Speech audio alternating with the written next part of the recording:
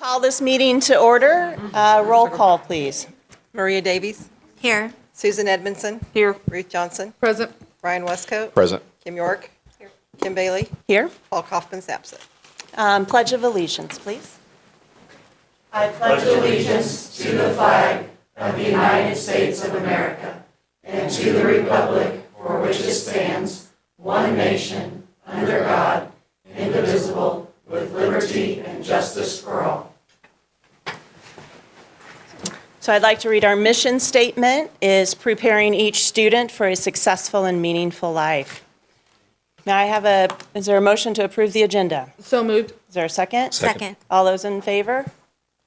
Motion passes. We are now at recognitions. Join me.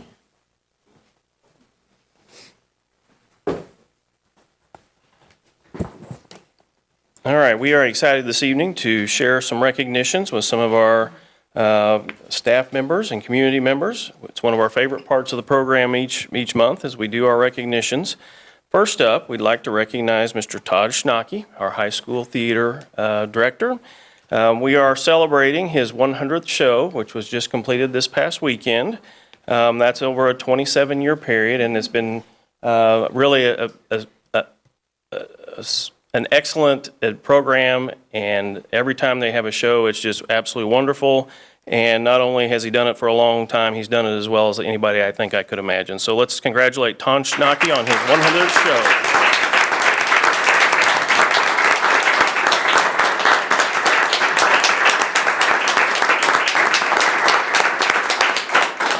While he's getting his photo taken, there is a scholarship fund that was started in his honor, and so the foundation will be hosting that scholarship to commemorate that, and he's already had lots of donors to support that.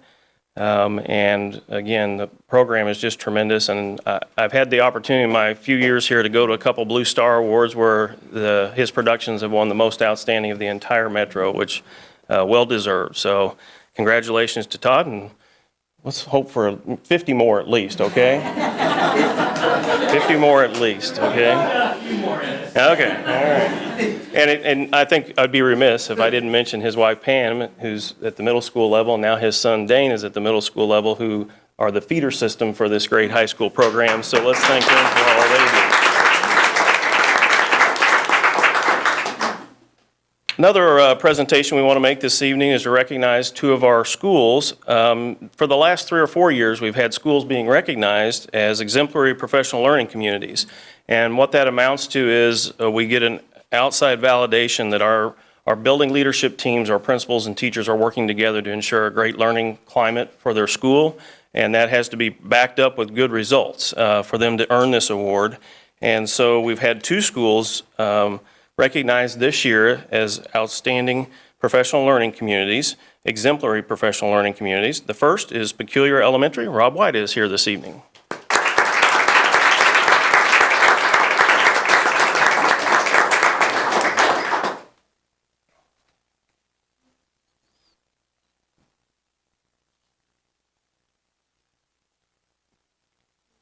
Obviously, Mr. White has been in the district for many years in this leadership role, and I think this is a testimony that you can always keep learning as a leader and a learner in our district. So he exemplifies that for our staff. So.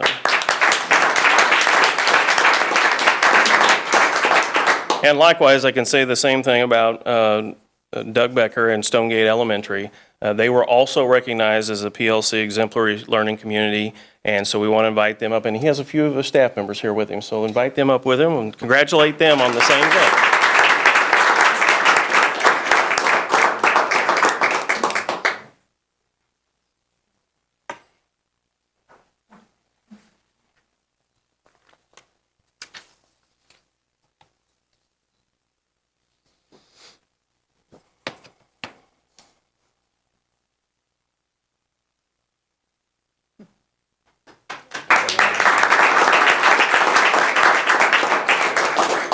And we also have one of our community partners we'd like to recognize this evening. You may or may not be aware that under the umbrella of the Ray-Pec Public School Foundation, we now have a Panther clothes closet under Ray-Pec Cares within that organization.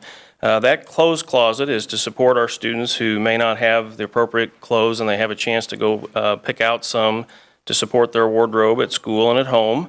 And it really has been a great need for our district. And it's located at Raymore Elementary down in the basement area. And when it got started this summer, we really didn't know exactly where we were going to put it and how to get it organized. But we found the location down in Raymore Elementary, and it's a good situation there, except the room was kind of a mess, and we didn't have, the nice shelving that we needed to organize everything there so that the families that come in and pick out their items would be able to do that systematically.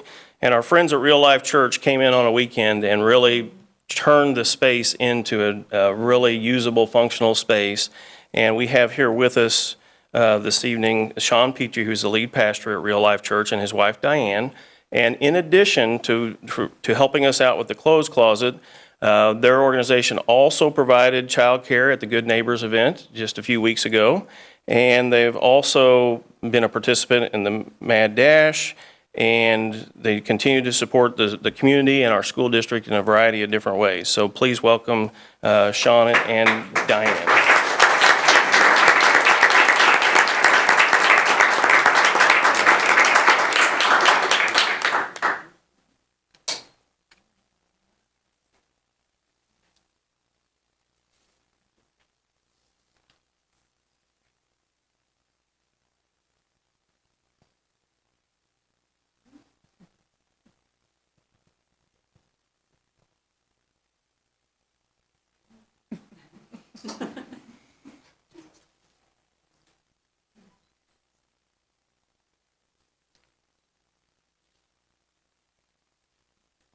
All right, thank you for being here this evening. That concludes our recognitions, and I mention always that you can stay for the rest of the program, or you're welcome to leave at this time. It's up to you, but it's raining and it's cold outside. Have a good evening. Thanks for being here.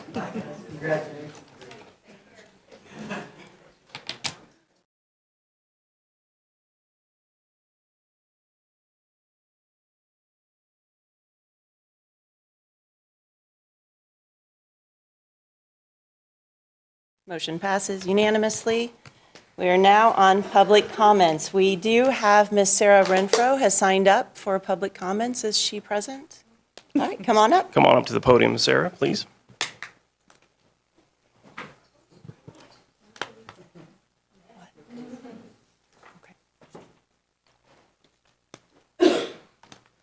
Hello. My name's Sarah Renfro. I'm a second-year teacher at Ray-Pec High School here, and this is the first time I've had an excuse to come to a board meeting, so it's very exciting for me. I'm here to talk about senior projects. We call them our senior drive projects. I'm going to look at my notes here. Those drive projects are something that we're putting in place for all of our English 4 seniors. These are our students that are on our on-level English 4 class and not enrolled in an advanced class at the high school. And our push for this is just to give our students the opportunity to have a real life experience and engage with the community and do something that's important to them, and perhaps further some interest in a career, academic pursuits, a creative endeavor, or just a volunteer opportunity in the community, just to engage in something that they'll continue to do throughout their lives and find really important. So this is something that I've had experience with in the school I was at before at Odessa, Missouri. And we're starting this here, and I'm so excited to make the changes so that it fits here at Ray-Pec High School and in this community. And I'm here just to make you guys really excited about it too. The most important night that we have coming up is on April 25th. That's a Wednesday night. That is our community night, where our students are going to be presenting their drive projects to the community. I've sent out an email, and I'll probably be sending it out again, inviting everyone to judge for us and to drum up judges for us.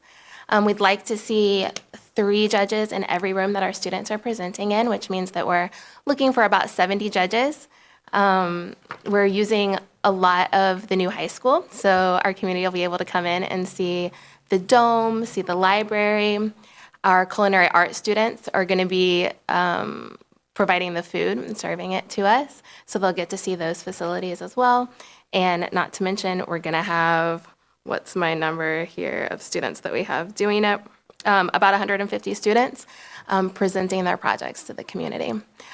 We have students doing everything from volunteering, fundraising, doing drives, to designing and building anything from desks to guitars to trebuchets and tying it to their science experiences.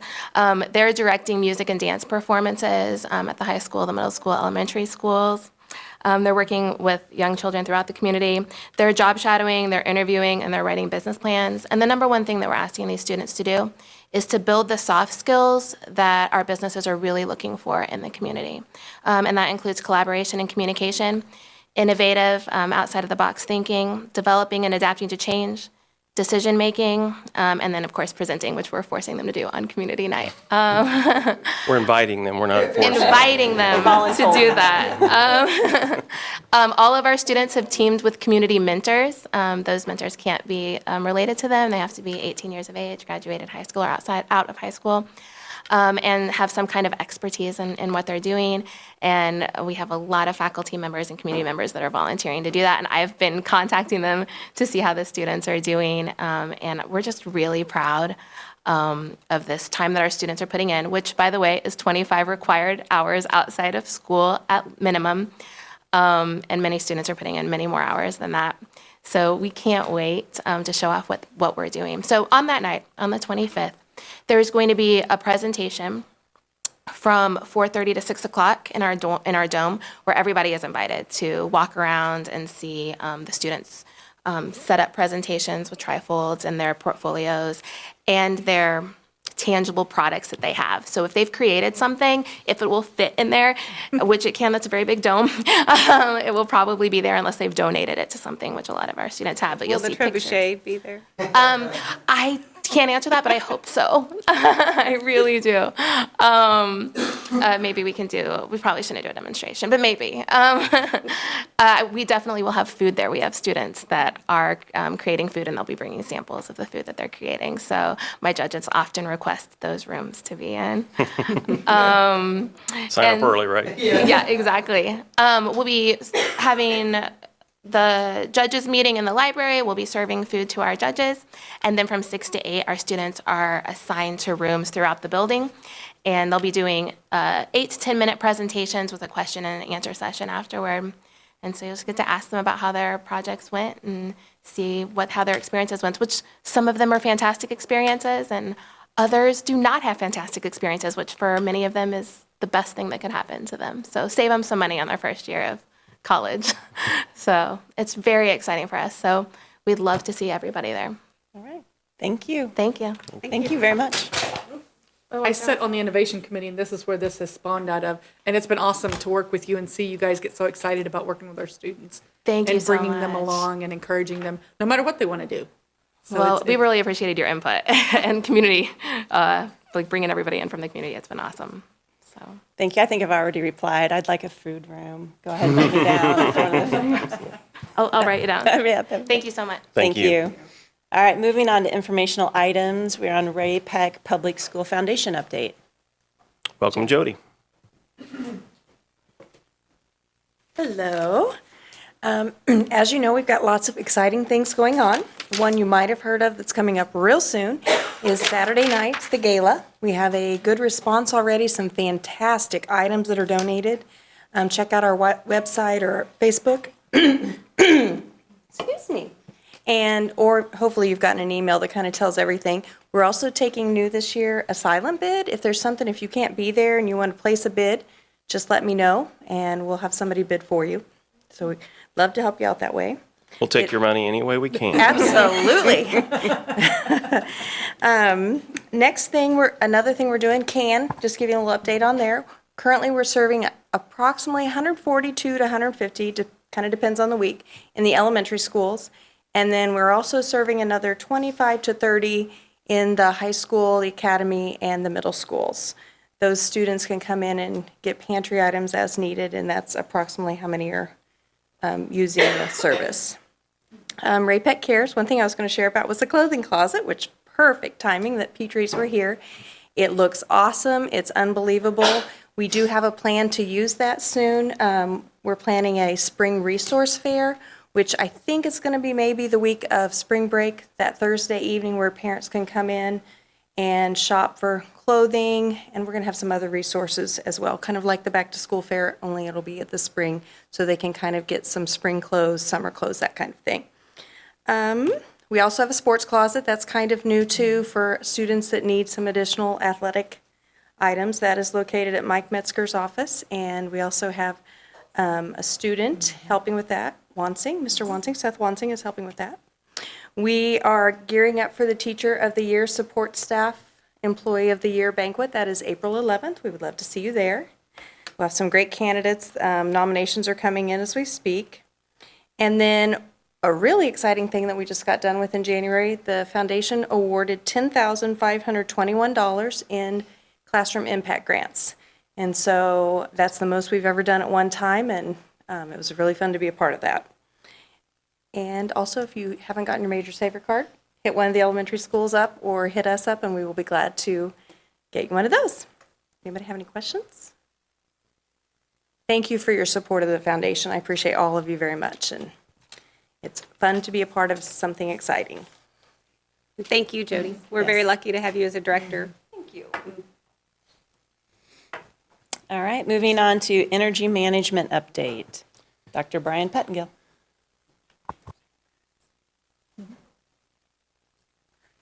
You actually get three of us this evening. Takes a village. Now, Van, you don't get to sit down. You might as well get up here. We'll get him up here in just a second. Saving energy. That's saving energy. I said he's saving energy. As anyone that owns a home would realize, energy is expensive. And if it's heating, cooling, providing water, gas and such. So as you can see, in a district, especially a commercial business, in a district like this, we're having 1.2 million square feet of property or interior buildings to heat and cool and provide water for. So do I have control of this, Ryan? It's the down one. Let me turn it around. So in a district our size, well, in any size, you would see around 75% of our utility expenses go to electricity, 15% to water and sewer, 10% to gas. It seemed like the numbers were off. Scott even made me rerun the numbers a little bit, and those are right on over a decade, looking at different numbers within 1 or 2 percentage points. So as you can see, we do have quite an investment in our energy management. These numbers are a little arbitrary in that what we did was we just took a bill from 2005 for the high school in this specific case and a bill from January of 2018 just to see what the difference were in unit cost. And it gets tricky because there's different demand rates. But at the time when we put the PowerPoint together, these are numbers comparing January of the high school of 2005 to January of 2018. So taking into account that electricity is 75%, water's 15, and gas was 10, did a little weighted average, that's about a 46% increase in utility cost when our price per square feet is still staying solid. But just for your information, I went ahead and ran just total year cost in rates, unit rates for electric, water, and gas in the last 5 years. So what we did was we pulled the 2013 utility cost and compared them to this year. And it's been a 9% increase, a weighted average over the last 5 years, if that helps make a little more sense. Looking at the last 4 years, and these are calendar years, so we jump back and forth a little bit between budget years and calendar years. Your fiscal years are running July 1st through June 30, and these are January 1st through December 31st. A couple things I would point out here, if you notice which buildings went up, because we did spend 3 cents per square foot more this year, or in the year 2017 than we did in 2016. But there's some pretty good examples of that. If you'll notice, Eagle Glen and Bridal Ridge, Eagle Glen's the second school up there. It increased a little bit. Bridal Ridge towards the bottom increased quite a bit. We had a lot of construction going on throughout 2017, so that's going to affect your utility. The big one is the high school meters. That price per square footage went up quite a bit, and that's mostly due to construction. So we're hoping to see that level back down and confident that that'll look a lot better in the year 2018. And I'll let Scott take. Talk a little bit about kind of the usage going year to year. Big thing we're wanting to track is kind of our year to year usage between 16 and 17, not just comparing back to our base year and prior years. So as we can see on all three categories being electric, gas, sewer, and water, we combine together. We are still going down year to year. Multiple things on the electric side has been due to a lot of LED install on that one and HVAC upgrades, which helps a lot in our cooling demand. Gas, pretty much HVAC, hot water heater change outs. Whenever we do that type of equipment now, we go to high efficient equipment instead of kind of your 75% efficient. We're going to 98s to 99% efficient on that. Water, a little bit of the install of the flushometers, the automatic eyes instead of manual flush valves helps a lot. And then monitoring our irrigation is kind of big on that one with the practice football fields, the baseball fields, so on and so forth. The new construction, again, we have pretty limited data this far on the new building. The good news is we seem to be running the high school, the new addition has its own water meter, power meter, and gas meter. So we're kind of able to define the means of construction between the two buildings. So we're able to track mostly the new construction separately. Per square foot, we're actually seem to be running about 7 to 8 cents less per square foot, which sounds common sense being new construction and whatnot. What we will note there is on the new construction, we have a lot of our high use stuff is on that, being the dome. So another gym, culinary is a big power user over there on that side of the building. Home ec is also over there, and our computer labs. Yeah, so family and consumer science. We also have our computer labs are pretty large on that side of the building where those computers are up all day long. A lot of projectors, and then of course the library. Just a kind of a big space to heat and cool and whatnot there. This has been about the last 14 months. We have completed 5 buildings, are 100% retrofitted of all the interior lighting. That was all through Bart's Electric and FSG Electric through KCP&L grants to the tune of about $294,000 that was in KCP&L grants. That all had the net cost of the district was only about $2,800 on all that project. So the rest KCP&L grants, again, were about $295,000.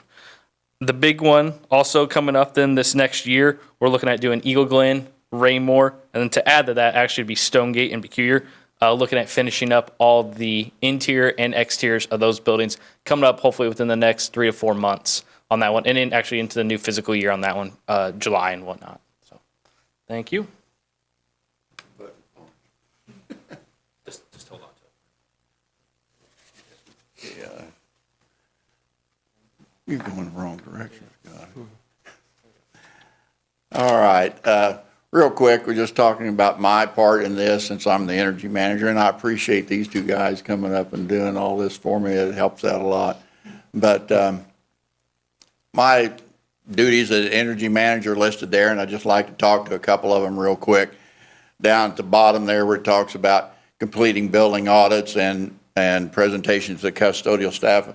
Working with Larry Dobson and his custodial staff, or Larry Dobson. Larry's dad. Larry Dial and his custodial staff, especially the night crew. Our best time for savings in all of our buildings are unoccupied times. And our nighttime custodial staff is the backbone of this, them making sure that they're only got the parts of the building they're cleaning in at the time up and running, and the rest of it's down. Plus Scott running a tight shutdown as far as the HVAC, and we really, that's when our time really is the best for our savings. And I really appreciate Larry and his staff, and they've done an excellent job and continue to do that.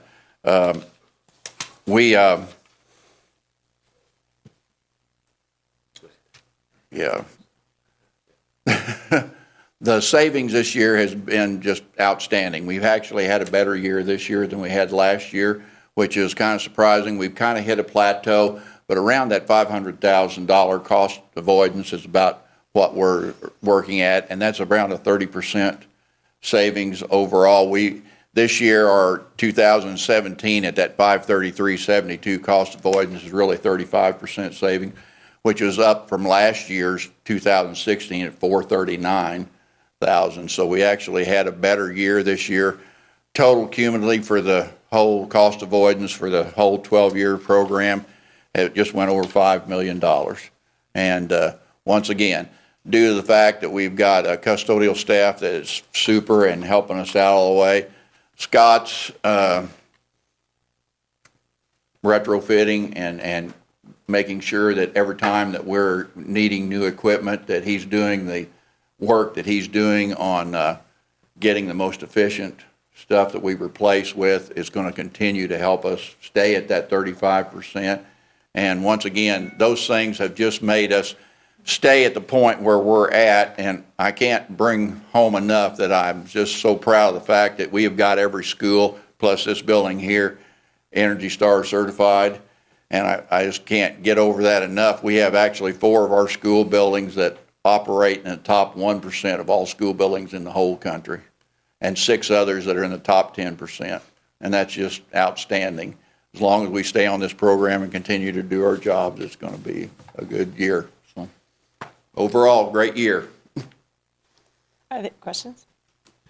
First off, I want to say thank you for calling it cost avoidance. That's much easier for me to deal with, just my own personal deal. First question, are all the heating and cooling controls, are they all automated? Can you do that over the computer and log in and either? Yes, since about 2006. Okay. And has the district ever looked into natural gas wells? I mean, we have so much property, and in Cass County, there's a lot of that around. And I didn't know if we've ever checked into that as a way to tap into a well, which would offset a lot of our cost. Or since we have tens of thousands of square footage in rooftops, have we ever looked at solar and what the break-even point would be to invest in solar panels to try to offset some of that We kilowatt looked hours? into solar extensively on the East Middle School. When we built the East Middle School and knew we were going geothermal, one of the other things that we looked at to see if solar would be an added-on option, something that we could help us on the electrical side. And at that time, it was not feasible. Am I right? It just wasn't. Payback was going to be way down. Okay. And then your upkeep on it, whether solar is it's going to get better. But right now, a lot of the cost is the maintenance plan you got to get in with it. Whether we're going to try to maintain it ourselves and have our own people maintain it, or whether you're going to put a contract in with the company that's going to put it. So it wasn't feasible at the time, but we have looked into it. And on that note, there's also been some roof issues in some area districts just to the south of us that have had very large issues on the roofing side. Any other questions or comments? We thank you for, oh, go ahead. Busy doing my math. On the slide, could you go back to the third slide? Your rate increase slide? Sure. So I see where you were going with that. And I was going to be really excited if you would have gone one more step with it. So maybe for next year. You show your rate increase from 2005 to 2018. And so, for example, electricity was 87%. That's your actual unit rate, right?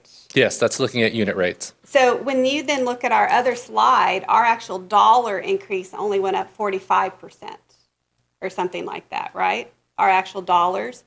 So what that is showing is that even though rates went up, we're managing our dollars better. Yes, and the program that Van manages takes all of that into account when he's entering all of that. But I can break that out for you easily.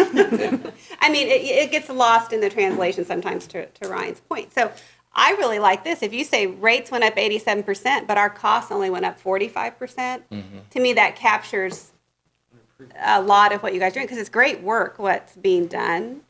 So I liked this one. Good. If you would add a little bit more to it. And thank you for all your work. Any other questions or comments? Yeah, we thank you. We know that you are working very hard at this, and you're saving us a lot of money, and we really appreciate all of your work. I do have one. Do you still send the email telling the teachers to make sure they turn their computers off? Yes, we do. Yes, we do. Favorite email. Well, I should say staff. Yeah, we shut down every time we have a big vacation. We shut down as much as we can shut down, and that means unplugging and turning off everything that we can. I'm sorry I didn't give you a warning last Friday that you needed to shut down for 5 it was an oversight on my part. I will not give you one of my frowny face stickers. Al has a collection.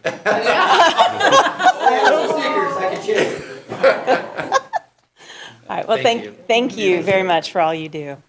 We are now moving on to the gifted program review. Dr. Michelle Hoffman and Dr. Crystal Barr.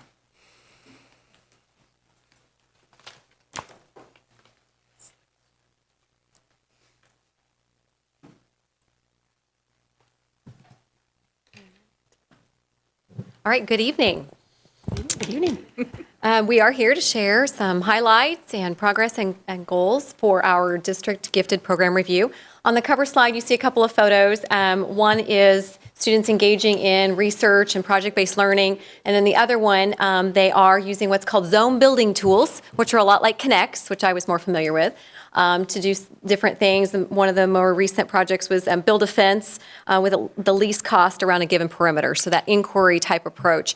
Sometimes they're doing self-led projects, but sometimes they're really engaging collaboratively with others to work on those soft skills that you heard Ms. Renfro talk about being so important to begin at even an early age. So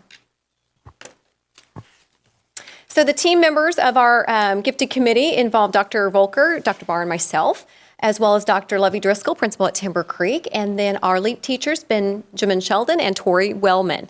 Both of those individuals have embraced their roles this year and really done a nice job following the great work that was begun in the past few years by their predecessors.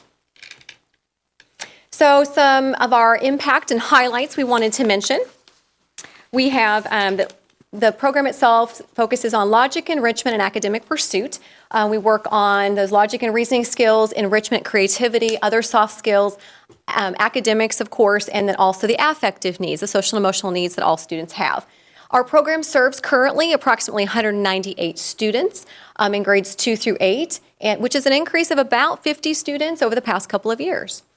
Our advisory opportunities are going strong at high school for our students there, and we have overall several positive highlights in our survey results from parents and students, including that they feel strongly that we are working to develop students' creativity within the program, that they are learning to persevere even when things feel tough or hard, and several other things as well. Question while you're right here. Yes. You say we've increased 50 students. Could we increase more, or are we limited on staff right now, or is that just our capacity? Or do we have more that need to be there? Well, I think that's always a good question. We don't necessarily say that we're at capacity, right? When students meet criteria, we definitely want to work to ensure that they have a place in that program. We are excited about our increase in student enrollment, and I think it is definitely something that you'll see on the opportunities for improvement. We're going to continue to monitor for potential resource needs if we do see continued growth in that way. We also have expanded robotics, which was a commitment and opportunity for improvement here a couple years ago by the previous teachers and on the team at both elementary and secondary. So we've got Ozo bits and bots and dashes and dots and all kinds of other robotics in the mix. So it's very exciting. I know, right? So previous department goals and the results. So we had 4 goals previously that we had shared with the board. The first goal was that by the end of last school year, we would see that the percentage of second grade students in the gifted program would complete creative thinking, exploratory activity at those highest thinking levels of what we call Bloom's taxonomy, and that we would see that increase by about 15%. The result was that we actually saw an increase of 25%, so we were very pleased to see that. Therefore, that goal was met and surpassed. Goals 2 and 3 are counterpart goals. They relate to the same topic. One is from students' perspective based on survey results, and the other is based on parents' perspective from their survey that they took. The first of those 2 would focus on whether or not the parents felt like students were provided by the gifted program with opportunities to learn to cope with common social and emotional concerns.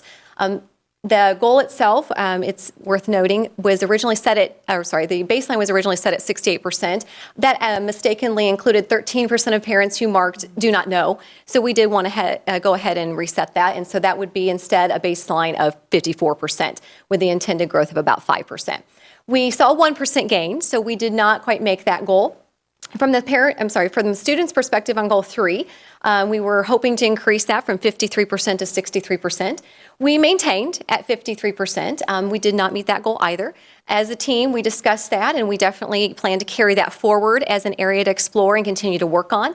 We have restructured our program in grades 5 through 8 to where it's no longer tied to a core. We feel like that dedicated time and approach may be very helpful in this, and we'll continue to explore if there's other information we might need to seek out as to why those responses were what they were.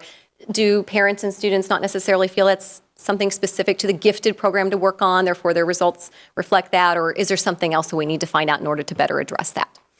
Goal 4 said that by the end of last school year, the percentage of students indicating that the program provides them choice, which we know is so important and so motivating, in what they learn will increase from 66 to 76%. The result was that we reached 82%. And so not only was that goal met, but it was surpassed. I'm going to turn it over to Dr. Barr.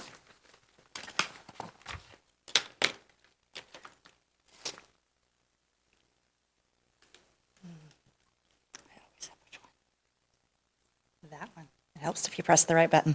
Okay, so the scorecard that we have put together, one is about the gifted students meeting or exceeding growth in their Lexile, and so we are at 96%. Really happy with this because a lot of our students already read at such a high level. Exceeding growth is an additional challenge, and so while we will still hope that we have room to grow, we are pretty pleased with those results.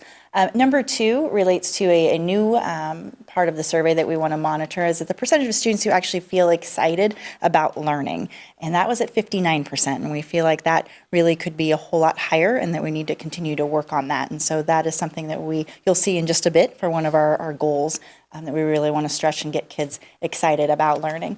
And then 3 and 4 on the scorecard are the goals earlier that Dr. Hoffman had mentioned about parents feeling like their children are given opportunities to cope with social and emotional concerns. That's at that 55%, and we want to continue to move that over to the right. And then the amount of students who feel like they can handle things when things get tough is at a 53%.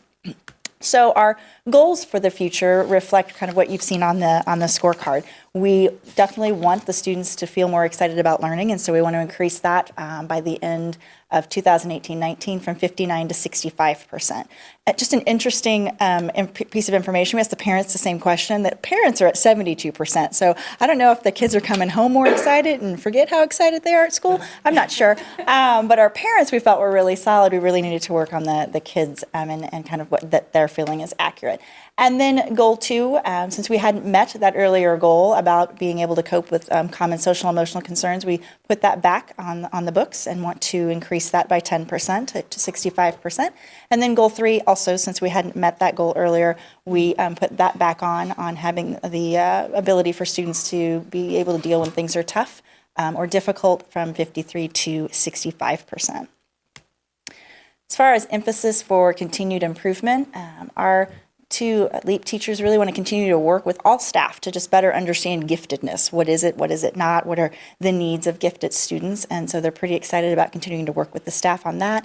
Continue to work on that vertical alignment and collaboration between elementary and secondary LEAP. Both of our teachers are new this year. They've been working really well together using the PD days that we get when they're not snowed out to kind of collaborate, and they want to continue to do that. So you have that really solid vertical alignment. And then continuing to monitor that student enrollment and to gauge needed supports, just in case that number continues to increase. Questions you have for Dr. Hoffman or myself? How far do we track these students as they're moving through the program? Because it covers from what second grade to how far? It's easiest to track them through 8th because they're in separate, like a class actually. So that's the most easy way to track them. And in the high school, what we've done started a couple years ago, was give the option for students who are in the LEAP program in 8th grade to be in an advisory or two, depending on how big that class is, where they're all together so that we can continue to still have them together. We have a few kids who say, no, I don't want to be in that advisory, but the vast majority of them say, yes, I'd like to be in an advisory situation with my fellow LEAP students. Because it would be interesting to see if you would actually track them through high school and actually see some of the choices that they make for classes, and then whether or not they go on, to college or their career choices, to see exactly what impacts that the program has, and whether or not early intervention makes different choices for them than later on. If we get them in 2nd grade or if we get them in 5th grade, how does that impact, and does it alter, a career choice or even an academic choice? So that information we could still, because we obviously keep their names on, and we obviously can look back in SAS and look at their course selections, and then we do the 180-day follow-up after kids graduate. So that is information we could track. And then it'd be interesting to know, do we offer enough courses at the high school level for our advanced students that go through this program to keep their interest in the things that really kind of stimulated them at the lower levels? Any other questions or comments? In thinking about communication with the parents, my observation has been that there are a lot of amazing pieces of information in the LEAP program. It's great at helping the students. I mean, there are a lot of self-assessments that go on and really interesting information. My perception is that doesn't always make it back to the parents. And it would be, parents don't just want to know a textbook definition of what does giftedness mean. They want to know what that means for their child.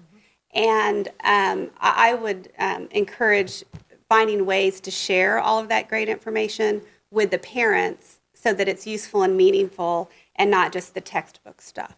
That's also important, but how does this apply to my child and our life and what we're doing? Because there's great information going to the kids, I think.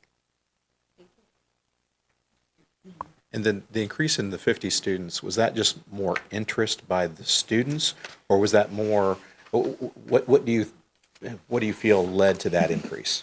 We anticipated that question. We did anticipate that question because we ourselves have thought that through.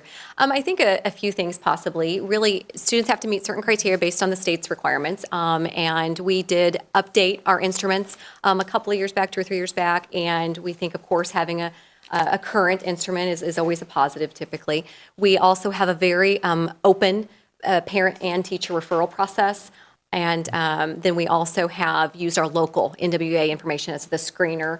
That's just automatic. So in case there's not a referral, let's say we can automatically screen and just make sure we catch, per se, students who might be demonstrating characteristics of giftedness that we want to move forward into the evaluation process. So I think also working on communication about that process and those opportunities in order to refer or their child, like from a parent's perspective, from a teacher's perspective, has helped. We'll continue to monitor and see if that increase is maintained, but I think that those factors can't help but have helped in the past. I do know one thing we looked up was the National Center of Education estimates you should have about 5 to 6% of your population. We're about 5.8. Not that, like I said, we couldn't grow, but we're right in there with where we're supposed to be. I would be curious, going off of what Ryan was asking, is how many of our LEAP students are taking advantage of IB? Because my understanding is IB is our most strenuous coursework. So I'd be curious, what percentage of our IB students came from our LEAP program? What percentage did not do LEAP? And if that is creating success for that or failure in that or whatever, and what just... And I think we could look at any of our advanced programs to see collectively because that where it manifests itself could vary depending on the student, so. Yeah, I know, yeah. Because I know that I think, I like our IB program, but I know that some of them aren't utilizing it because of the field they're going into and that we're needing to expand our IB. So that's why I would be curious, if they're not doing that, why would they, what are some of their reasonings? And maybe if they're all saying, well, no, because we're losing a big chunk because of this track. So I'm biased, I'm thinking the engineering track for my children. But if we're losing one, if there's a theme of what's standing out, then that would be where we'd want to expand. Well, to go back, it was whether or not, they're using IB or they're doing the dual credit or they're, to help, not that it's necessarily a predictor, but, sometimes you can draw the correlations from the data. Do we need to offer, the more of the dual credit to where we have an associate's program or, I think that'd be a great indicator. Yeah, I think that'd be great. It'd just be good to have information to make good informed decisions moving forward. Any other questions or comments? Thank you for all of your work, ladies. Thank you. We are now on summer school planning. Dr. Al Volker. Is it going to be summer soon? My word. It's almost summer. It is almost here. It feels like it tonight. Well, good evening. I'm excited to, for the first time, show you guys our summer school overview for 2018. In general, a lot of the structure's the same, but I have some pretty exciting kind of updates or announcements regarding our summer school program. We work to design a program that meets the best interests of our students' academic needs, while at the same time being convenient for our parents and being something that they're wanting their students to access. So we have lots of goals with that. We're still going to focus on our STEAM, our science, technology, engineering, arts, and math. But at the high school level, we have a credit recovery, and we're really looking to expand our high school program offerings, and I'll get into a little more detail about that in a second.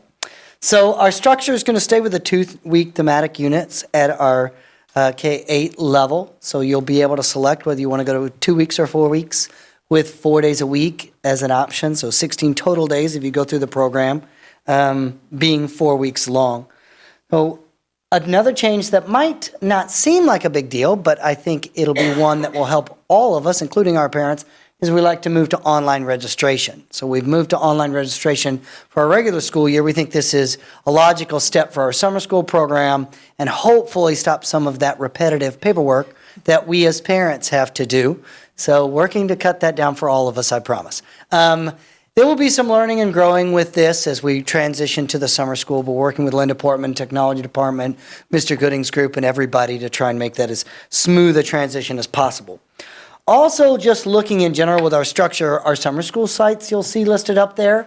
And at the elementary level, we kind of partner them. So those enrollment areas go.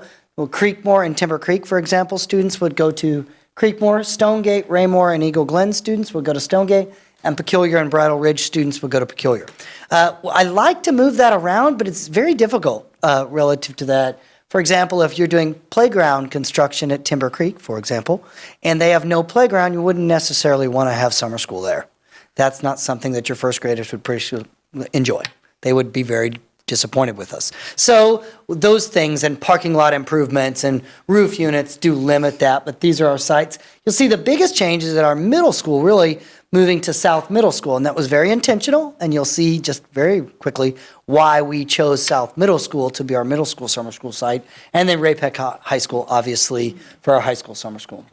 So students enrolled in the grade level, they'll be entering for the following year. It's very important. The next piece is probably one of our biggest changes. We like to provide transportation for all students to summer school. Now that is a change. We've only provided K-8 transportation up to this point, so we're excited to be able to offer this for 9 through 12.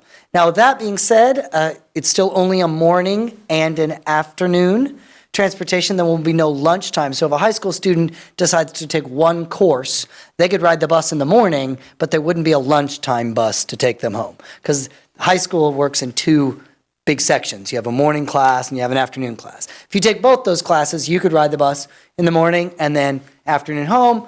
If you only take one course, you'll have to provide your transportation in that midday section. So looking at this and why we chose South Middle School, we're able to combine those routes with South Middle School and the high school. And then for just a little bit, it is a cost increase, but manageable and fiscally responsible cost increase, we're able to provide high school transportation as well because we're using South Middle School as our middle school site. So we really think that combination is worth it, and we believe our parents will appreciate that.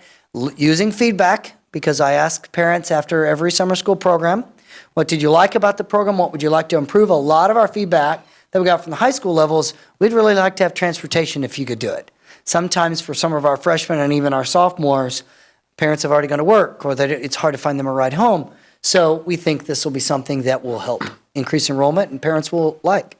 Well, looking at that, skipping down a little bit, going to the high school, a lot of this is the same as last year. It's information. Probably the biggest change that I'd like to highlight is the online course offerings. So I've highlighted, it is bolded, not highlighted, it's bolded. These are possible course offerings. We've been talking with our staff, getting their interest and their ability to teach what online courses for our high school students. And we believe these are feasible. Now I have to be honest, the weather has thrown us off even on summer school planning. I had a staff meeting planned with high school teachers that were wanting to do this. That got canceled. A planning meeting for our group got canceled. So we'll catch up. We'll be fine. But these are the possible courses. I have an interest inventory ready to go out to our 8th, 9th, 10th, and 11th grade students, just gauging their interest, seeing if there are other thoughts or ideas that they're having. And we'll run that back by the staff.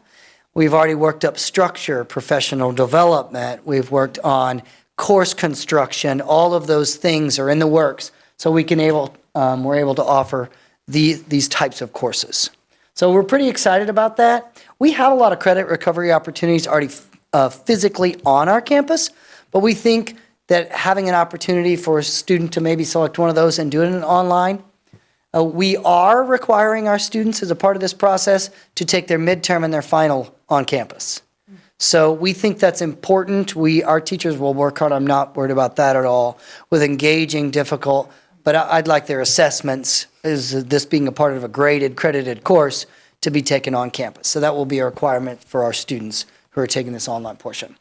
So that's the offer. It could change slightly. It could be slightly larger. It could be a little bit smaller. This is our first year of trying our online coursework in our summer school program. We think it's going to be good for our students. We think we're going to have a large enrollment, so we might need to add some courses. I am cautioning everybody, and we'll talk with our students and our parents that, online, because it's online doesn't mean it's easy. So there will be some that I worry that might think that those two equate. That is not always true. So there'll definitely be some work involved in these, but there is a lot of flexibility for kids and families with online work. There is. So looking at the calendar, June 4th through June 28th, that's if we don't have some significant snow events or ice or whatever that might cause that to change. We did have to adjust. The middle school times last year ran with the elementary times. That is no longer the case because we had to coordinate those with the high school times for transportation purposes. So looking at elementary, 8 to 3:30, so that's what we ran last year regarding start and end times. 7:40 to 2:50 would be middle school.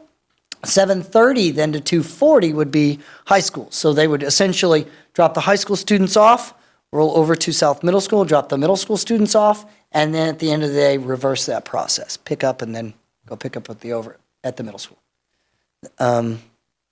So in essence, the rest of the program is similar, if not exactly the same as last year. Well, at this time, I'm really excited about these things. I think they're good for our students. I think they're good for our families. We'll just work hard to implement them effectively. What is the AP IB prep course for no credit? That is something that we're still in talk. We offered that. We were attempting to offer that, and it didn't make based on enrollment. So it's a no credit course. It's really one that you're getting a jump start. It's very similar to Joe O'Neill. Mr. O'Neill teaches that calculus, it's a calculus prep. It's get calc for calculus. It's similar to that line. It wasn't a credit-based course. It was just getting students prepared. I really think that if it's not this summer, but in the future, I'd like to transition those in some capacity to credit-based courses, even in elective credit. And we call it, just an AP prep in a certain area that it's just getting students ready for the rigor of the courses and in getting them a jump start on the key learning targets so they don't come in and just be totally wide-eyed and overwhelmed. Just an idea, you might mention that in the parents' meeting that you have in the spring. I would be interested in my child doing that, but he probably wouldn't come home and tell me about it. I understand. I think as we transition to possibly to making that a credit-based course, I think one, we'll have a higher interest, and two, it'll be one that I'll maybe advertise, push out a little bit more. the great thing about summer school is you can get some of these credits done, and then, let's say you're a band student, but you also want to be in multiple IB courses. You might want to take a lot more STEM courses, and you have Project Lead the Way courses. Then you were able to do those. You just have more flexibility if you take summer credit-based courses. Any questions? I think it looks great, but I would just caution you having too much success. And the reason for that is that if you keep having greater success every year, you're going to lay the foundation for the justification of year-round school. Yeah. Yeah. Okay. We ran numbers. You're letting our secret out. Yeah, we ran numbers and data, and the data that we looked at and compared, and what I'd love to show with you next year as we look, was kind of a regression rate. Kids, when they stay home 3 months, they do regress. I mean, what we saw when we ran our summer school students was a far less regression. And there was the summer slide was significantly lower because they attended summer school. It's the greatest challenge to American academics, especially compared with other nations. You know, when we have, what's our student days? 172. 172, and, you know, other nations have 220 or 260. Yeah. There's only so much we can do to make up for time in class. And, you know, some of the studies that I had seen is that in the summer, you know, the regression is what hurts our average students the most, because when they get to class, they can make up huge differences. It's the fact that they have to operate from, you know, a negative position before they can do it. So really, and I'm still struggling with why we have summers off, you know, because I've heard it was an agrarian, you know, count, but I've never seen a farmer plant or reap in the summer. So that made a lot of sense to me. In July. So, yeah, so it's like, well, you know, maybe it's time to visit a new way of doing things. Well, it's getting, you know, it's moving that way in a kind of a natural way. And as is high school education evolving and growing based on the demands and the varied interests of both our business sector and our student interest sector. The diversity is key in a quality high school program and quality school program, really. Any other questions or comments? Thank you. Okay, thank you. Very much. All right, we are moving on to action items, vocational and enhancement grant applications. Each year, we bring to you usually some of these opportunities to use some of the state's money to supplement our program. So Crystal's going to share those with you this evening. The staff at the high school is continuing to work to expand those course offerings, trying to find every kid their spot, and helping also prepare them for post-secondary options. So these enhancements over the past couple of years have included engineering, biomedical science, ProStart, a lot of those great programs that our kids are really liking right now. Students will be provided opportunities to enroll in courses that are rigorous, they're full of problem solving, critical thinking skills, and definitely hand-on experiences. And they'll also often able to earn either industry credentials, certifications, possible college credit, kind of depends on the course sequence, but it does give them opportunities to earn something that they can take with them beyond high school. So any of those will aid their post-secondary endeavors. The state of Missouri does offer a competitive grant, which is financial supports to schools to expand or enhance your programming. And so through these grants, the state and the local district, we share the costs. Depending on what the item is, it's either a 75% state, 25% district, or 50-50. Depends on how much the item is. So the current grants that you have before you today would be offered to allow us to offer the third course in the Project Lead the Way engineering sequence, computer integrated manufacturing, to offer the second course in the Project Lead the Way biomedical sequence, which would be human body systems, and then to offer the first course in the Project Lead the Way computer science sequence, computer science essentials. As you saw earlier when the budget was up there, the total budget is, or the total cost would be $161,641.19, with the hopeful reimbursement being about $98,908.78. Again, it is a competitive grant, so that doesn't mean we will receive all of that, but may as well ask for it. So I am asking for your approval to pursue these grants with our state. Any questions or comments? To me, this should have just been part of the consent agenda. That would be fine. Well, we like to highlight the course opportunities that are going to come with it, so.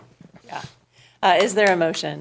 I move to approve the vocational enhancement grant applications as presented. Is there a second? Second. All those in favor? Motion passes unanimously. Thank you. And as a side note, the state's trying to make us do a computer science class. Yes, I remember that, yes, which I'm not opposed to because I have two doing computer science. Okay, so we are now on Missouri School Board Association Board of Director nomination.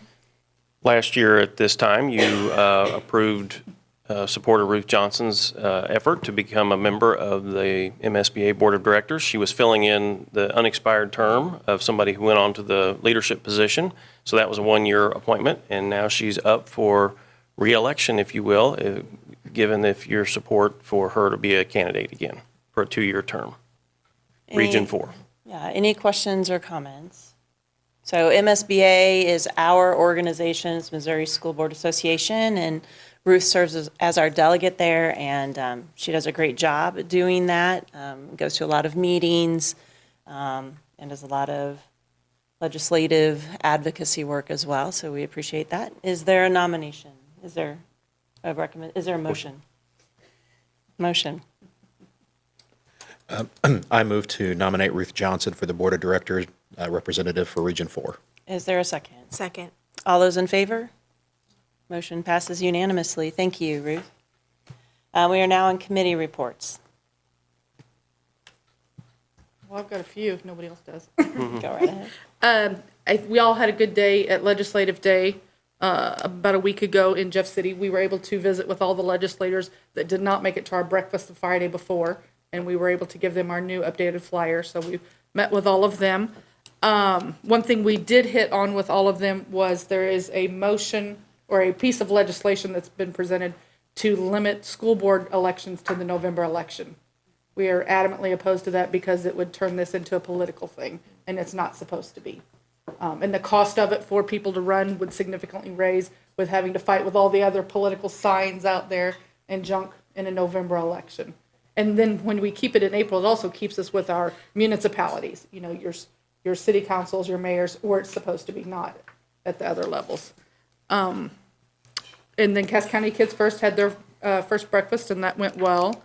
On the nominating committee for MSBA, I've been working on that. We have interviews in March with all of the candidates for the head team for MSBA. I've been working on the regional level for the Belcher Scholarship nominee from our region now. It's been interesting to read all of the comments from these high school seniors of what could your school board do better. And an ever-occurring theme is about more hands-on. You know, they love the hands-on opportunities. And something that just kind of fits our environment in general right now was civics education. It was a surprise to see so many commenting on the need for increased civics. And one of them made a comment, and I wrote it down because I thought their wordage was just great. They said, "Our silence for not trying to politicize our schools is corrosive for development of responsible citizens." You know, and how that as a education community, we've tried to stay so apolitical, we've turned students off to being productive citizens in voting and a lot of those things. So it was an interesting perspective from a student to hear that. The Professional Development Committee met, and they looked at the calendar that we approved, and then are starting to work on what their schedule is going to look like for next year. You know, we've, at a board level, have discussed many times of wanting to make sure that we are appropriate with our professional development for what they need. And they really appreciate that, and they really take a big look at what they want to do with their time. And that was also another thing we discussed with our legislators, because we got to the end of the meeting, and then they're all like, "Oh, wait a minute, legislation was passed, so we have to do this, this, and this now." You know, so it just adds more to their plate. So that was another thing we emphasized when we met with all of them, is quit legislating teachers more things to do. Any other committee reports? Well, the Audit Finance Committee had a meeting scheduled, but it was on a snow day. So we're going to have a makeup meeting at some point. Any other comment? Any other committee reports? So yes, we did go to Jeff City on that. So Public schools are definitely under attack, so it's a good year to be informed. Is the reason they want to move the elections from April to November because voter turnout is so pathetic in April elections? I think that's the prime argument for it. It's not a rational one. It's just, Right. was that the motivation? Because, we'll be lucky if we get 10% turnout ever in an April election, which is absolutely pathetic. And so I just was, are they actually using a legitimate reason to mask the movement? Well, and we countered that with the fact that when people vote in a November election, they typically vote at the top of the ballot, and they don't even make it to the bottom of the ballot as far as voting. They're voting on the big things at the top, and that's generally where they stop. Well, and another issue with that, this is the House bill, HB something? Yes. I just want to make sure I was reading the right one. When you read it and when you kind of do the math of how it falls over the years, I think it would end up, how right now we're elected 2 people, 3 people. It doesn't, they didn't think about that when they wrote the language in the bill. It would ultimately end up being 4-3, 4-3, 4-3, which it would be very destructive to board continuity And we also discussed how our budget is approved in June, so if you've got somebody coming in April or November, they didn't vote on anything they're approving. there are a lot of issues Yeah. with it, certainly. Yeah, and you should never put up a quorum of your board for election on every election cycle. It's one of my biggest arguments with the way that the city council in Raymore does their elections, is they put a quorum up every single year, and that's just, it's bad policy.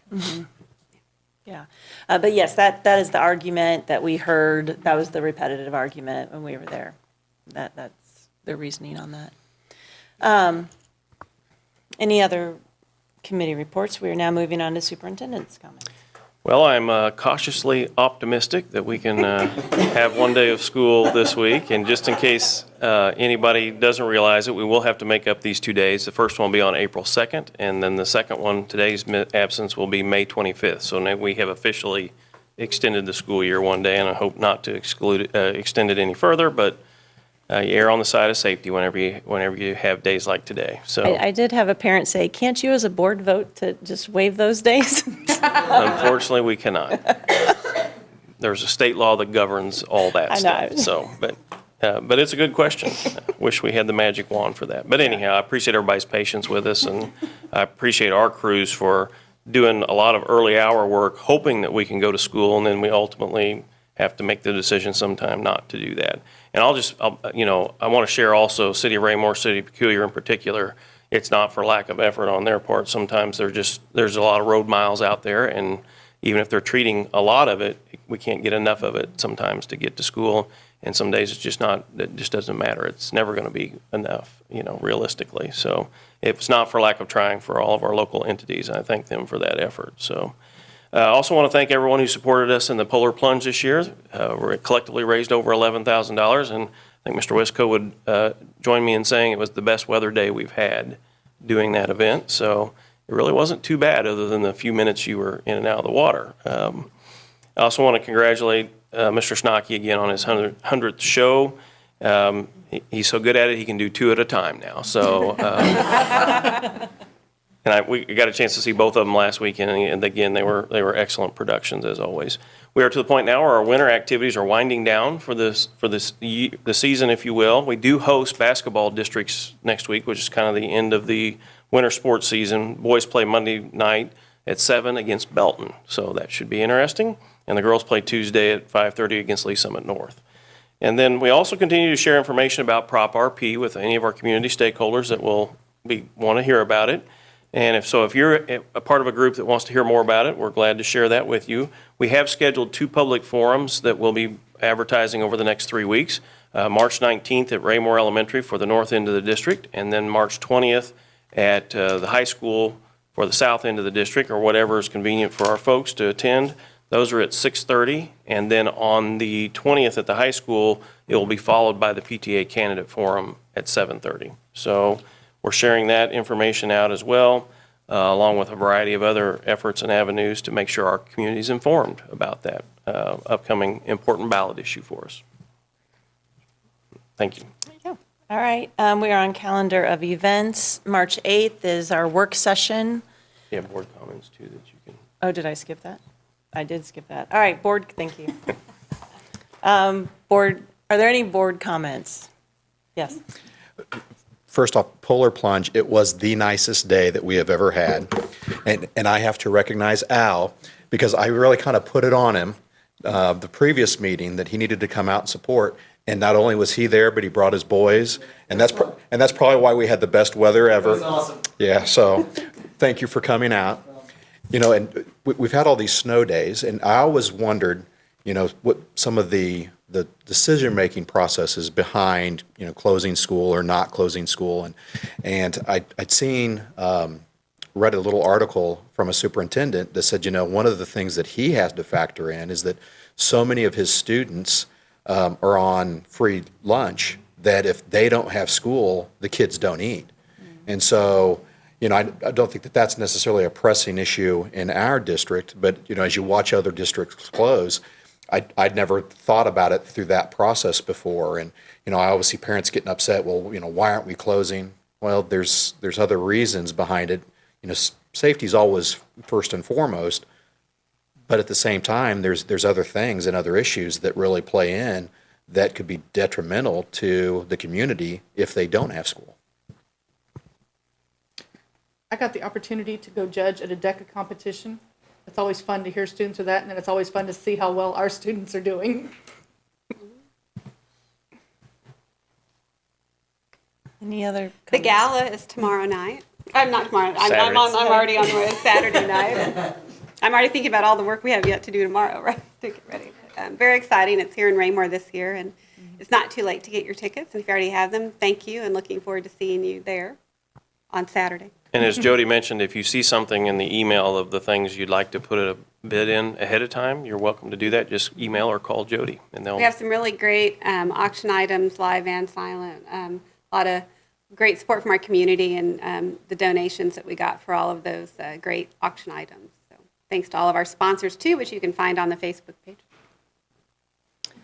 I want to thank the board. Oh, go ahead. Did you have something? Yeah, I was say I went to Jeff City also, and it was just enlightening to know that we have so many legislators that are for our public education and how dedicated that they are to make sure that some of these bills that don't make sense for public education to not get passed and hopefully never come up again, but you know how that goes. So, but it was nice just to sit down kind of one-on-one, face-to-face with them and talk to them and give them our perspective, our point of view on things, and to just keep that in the front of their minds.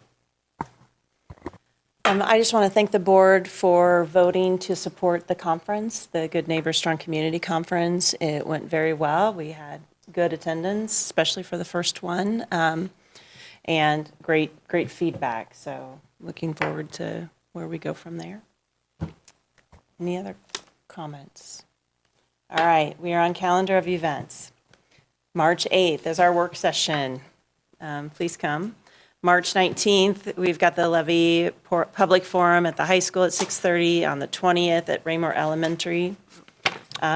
We need to switch those. Yeah, we had to switch those, and we forgot to do it in here. So. Okay, so I was like, switch those. I would encourage people to come to, both of those, but then especially the forum to come hear the candidates. Is Chamber of Commerce doing one as well? Yes, the Chamber of Commerce Candidate Forum is Wednesday, the 21st. Wednesday, the 21st. At the City Hall, 7 o'clock. Okay, so What was the first date you said that changed? What did you say? Okay, so March 19th will be at Raymore Elementary, Okay. and March 20th is at the high school. We had to flip those because of a And then the calendar PTA conflict. forum is going to be on that March 20th at the high school, and then the Chamber of Commerce Is the forum following night. Is the following night. Okay. And then March 22nd is our regular board meeting, and this meeting is adjourned. Thanks, everyone.